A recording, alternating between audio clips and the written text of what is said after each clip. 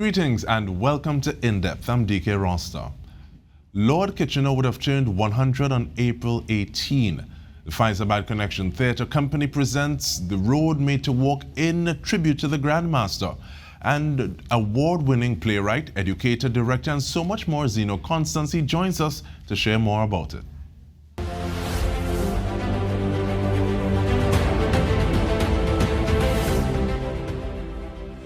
Welcome, Baba Zeno. Napa is journeying with Kitchener, The Road Made to Walk. What is it about? Well, it's theater greets Calypso, because it's a Calypso musical. The second one I've written. And you know, the Calypso musical began once again in the early 90s when Walt Gibbons did his trilogy of singing the chorus, I Wanna Fall and 10 to 1.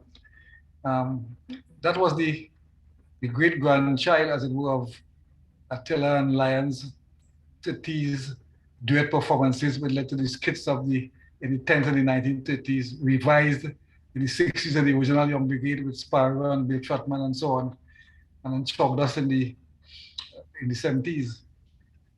So the Calypso musical is now a thing. Well, Gibbons did 3, and I did, so far, did 3.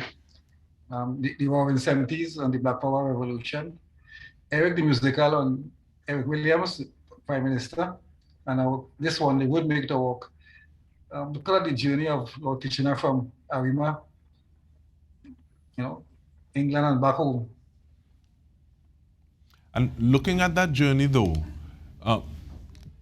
and seeing where it fits in that lineage from 1930s to 2022, what has the journey been to mount this play or this piece of theatre against the backdrop of current life in Trinidad and Tobago, looking at the pandemic, looking at the way that people have to do things a little differently? So what was it like getting ready for this one? Well, in the pandemic, during the lockdown, the Connection actually did 8 online Zoom productions. So we never stopped. We began May, June of 2020 and went through the rest of the year and into 2021. And we were planning to do this production as a Zoom production also, or even better, as a movie. But then during the rehearsals, planning for it as a movie, hoping to get it filmed somewhere. We got released from the lockdown and we decided we could take it now. So we went to Sapa in June, and now we are here, coming at Napa on Wednesday. It was an interesting journey because we switched from, at least the director switched from looking at the script in a movie kind of fashion into being on stage. But it wasn't that bad because I've had the experience of doing the war in the 70s as a Calypso musical, which was very successful. So we were able to guide ourselves through this one from, let me say, from screen to stage, kind of backwards, Yes. And I know I have a colleague who talks about moving things from the page to the stage, and that is actually something that was done to celebrate your work in Manhattan a little while ago. How important is it to you that we are able to link ourselves to ourselves? You've been told, you told me a lecture in Calypso history. So in terms of like that, yes, that potential for learning about ourselves through Calypso or local art forms in general, how important is it that we do something like that? Truthfully, using the Calypso for all kind of purposes, but in this case, as a teaching tool, let's say in the classroom, is not officially done yet, but unofficially, a lot of people use it. I know that my colleague, Leonard Francis in Point 14 College, used it for 30 years. And other people too, I know. I mean, Elizabeth Prasad in Fyzabad use the Calypso to be the backdrop of the things we teach, not only in theater or literature, but any subject, because the Calypso talks. It documents our lives. It documents everything. If you want to talk about maths, there are Calypsos about the metric system about maths. So That's a very important thing we have to do. We have to be able to look at ourselves. And I have made all my plays a mirror to the society. Whether it is about teenage pregnancy, like the first one I wrote in the ritual, or about incest in my father's child, or other things. Uh, or let's say the in 70s is about the Black Power Revolution. Right? It is a mirror for us. And it was easy to get to the Kitchener play because I was um, asked to do this play. I can't say commission, that's a big word, but Roy Gibbons asked me to write a play about Kitchener. That was in the year 2000, I think. I did it, but he never produced it. So I did it a couple times. Well, now we're doing it at a much grander scale with a director who has brought the best out of this production. It's no longer simply a calypso musical with calypsos and a storyline. It's a very powerful existentialist look at Kitchener into his mind. So it's not simply you're seeing outside of Kitchener, you're actually seeing some inside too. And of course, it's poetic license, which I take to do certain things that are not true or factual, but could fit. As example, as I said just earlier, Kitchener left England to come to Trinidad because of a number of people claim it.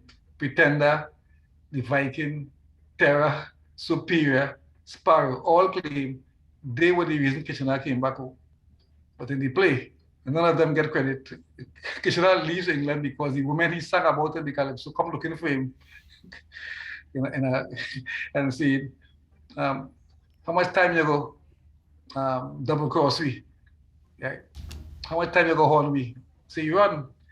But that's not the truth. It's part, well, there's part of it somewhere there, but you take poetic license. So that's the good thing about doing a play. It doesn't have to be totally factual, even if it's following a storyline. Because we follow the storyline. It begins with, you have Kitchen Arima coming to town, and then kids going to England, and then returning home, and so on.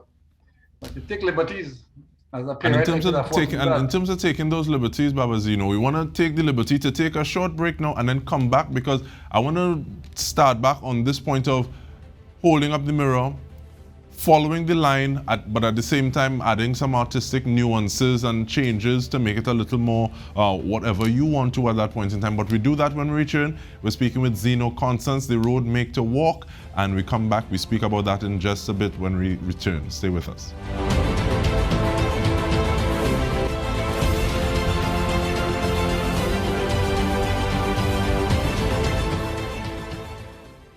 Welcome back. We are going in depth on the work of Zeno Constance, playwright, and The Road Made to Walk. The Fyzabad Connection Theatre Company is presenting that on the 13th. That is this Wednesday. But Zeno, you have won at least 20 awards for plays that you have written.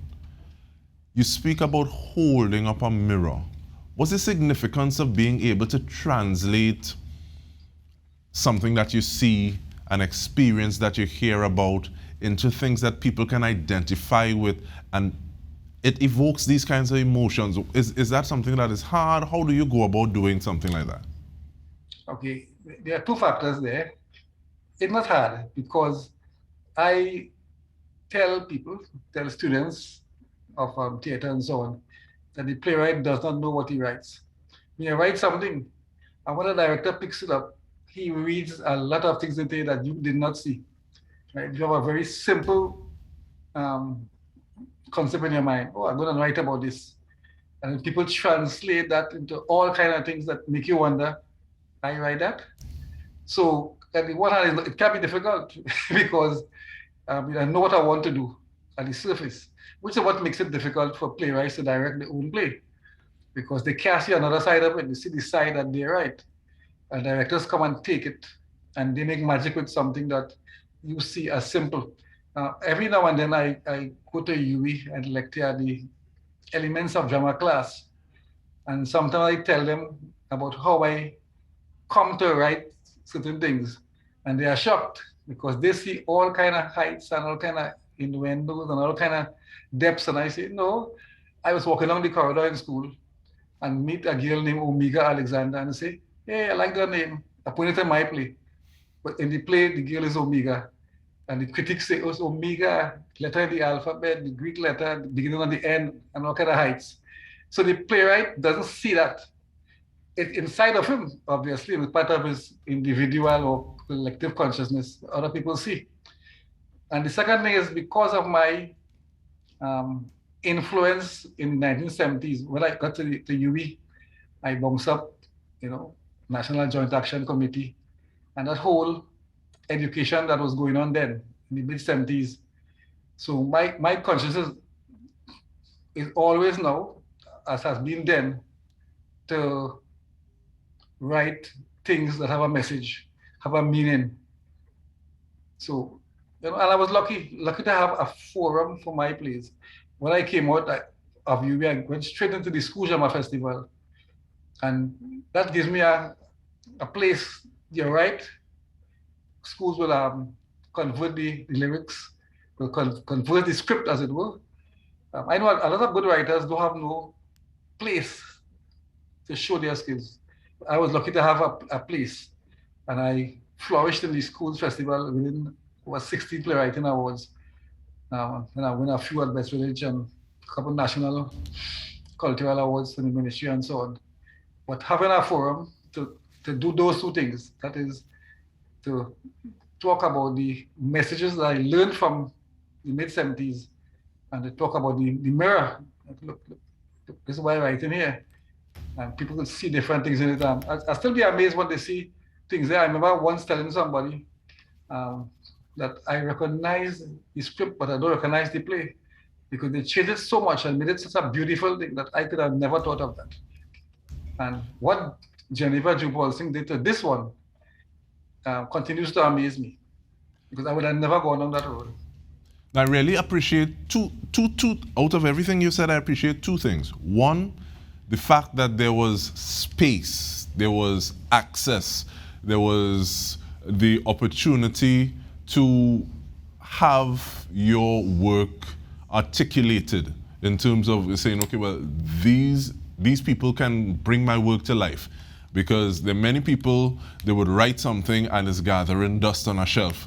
And something else, being able to have a director who takes what you're doing and makes the magic with it or helps to bring that magic to light. How important is it to be able to trust that director? Because you said that you like where you're coming from influences you to write things with messages. But you also said that the director can take something and carry it in a different format, a different direction. So in terms of being able to trust and say, okay, well, the director is going to have that message come out. What is that process like for you? In this case, it wasn't difficult. Chance, with a capital C, is the main thing.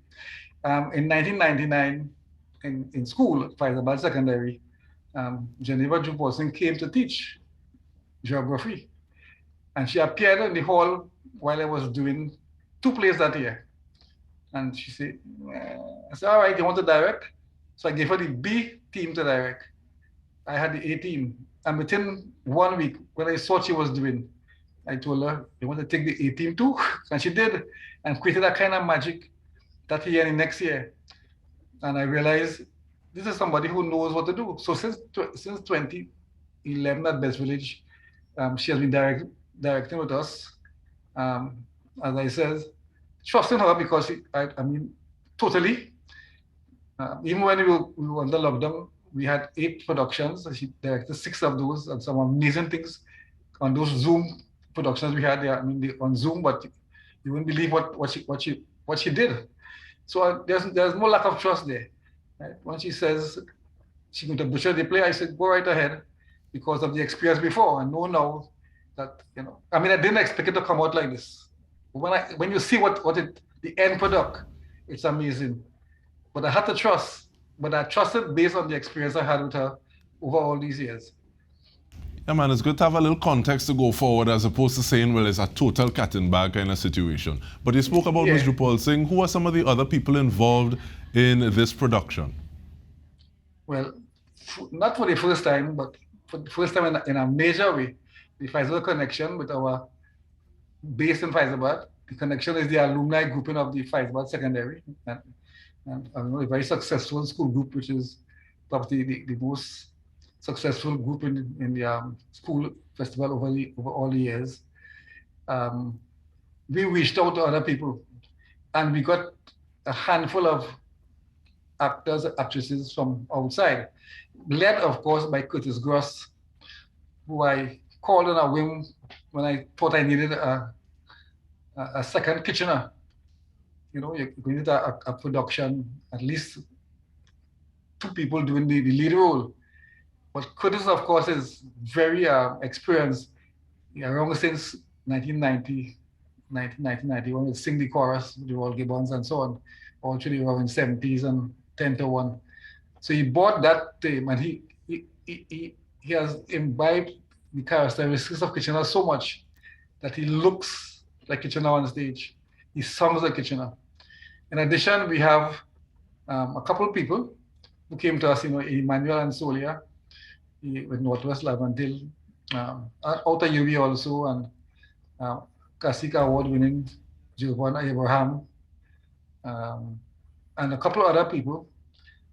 That's important is a Calypso musical. So we have 2 Calypsonians, Eunice Peters, former Calypso Queen of South and Calypso finalist, and Megala Simon, also a national Calypso finalist with us.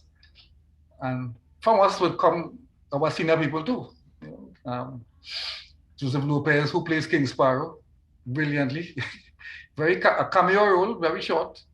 But when people talk about it after, you know it was successful. But in terms of speaking of success, though, Mr. Constance, it'll be remiss of us not to talk about ticket information, because we know it's the 13th. But where can people get tickets, and how does that? When does it take place exactly at Napa? All right. Okay. First, at Napa at 7 p.m. on the Wednesday. Right? We didn't get any weekend, but we're going strong with this. We had only played 3 times in the South, and the reviews were excellent. And people keep saying, when you coming north? So we have arrived. So even though they have to make a little sacrifice to come out on a Wednesday, for 7 p.m., we're not going too late because we know it's a weekday. Right? So Wednesday night coming at 7 p.m. and you get tickets at Crosby's in St. James, at Napa Box Office all day, at Blue Edition Bookstore in Tanapuna, at Gaia TV station in St. Joseph. And we have some online tickets here, online tickets at islandetickets.com. So a lot of places. So people can't say that I didn't know where it was. I didn't know where the tickets were going to be. And like you said, it's starting kind of earlier, even though it's a weekday. But we want to thank you very much, Zeno Constance, for putting in the work and bringing us on this journey where the road make to walk, the Fyzabad Connection Theatre Company, honoring the Grand Master. And on behalf of the entire TTT News team, I'm Dike Rostant. This has been In Depth. Thank you for joining us.